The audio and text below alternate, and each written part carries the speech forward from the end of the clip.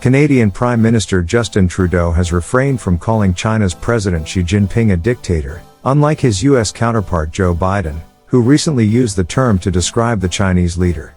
Biden made the remark on Tuesday during a campaign fundraiser in California, while talking about a Chinese spy balloon that the U.S. shot down in February.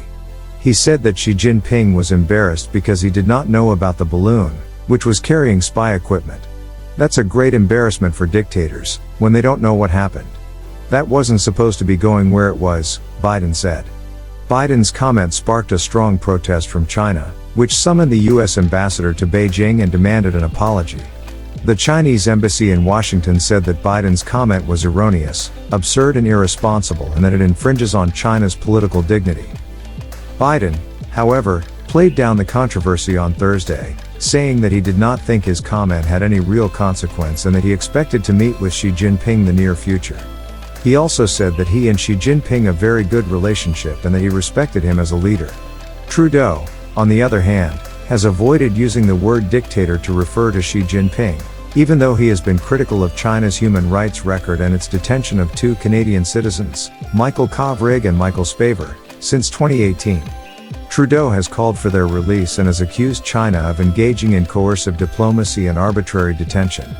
Trudeau has also faced pressure from some of his allies, such as former U.S. Secretary of State Mike Pompeo and former Australian Prime Minister Malcolm Turnbull, to take a tougher stance on China and to join the US-led alliance of democracies known as the Quad, which also includes India and Japan.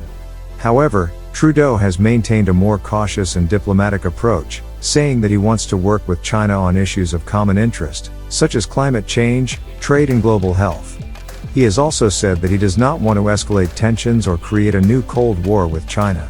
In November 2022, Trudeau had an awkward encounter with Xi Jinping at the G20 summit in Rome, where he tried to raise the issue of the two detained Canadians.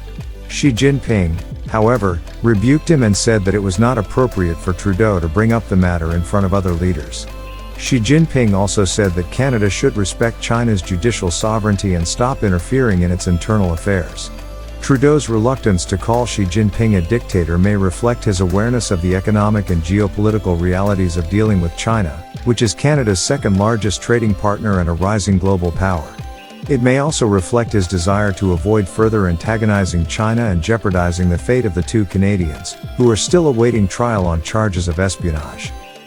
However, Trudeau's approach may also expose him to criticism from those who argue that he is being too soft on China and that he is failing to stand up for Canadian values and interests.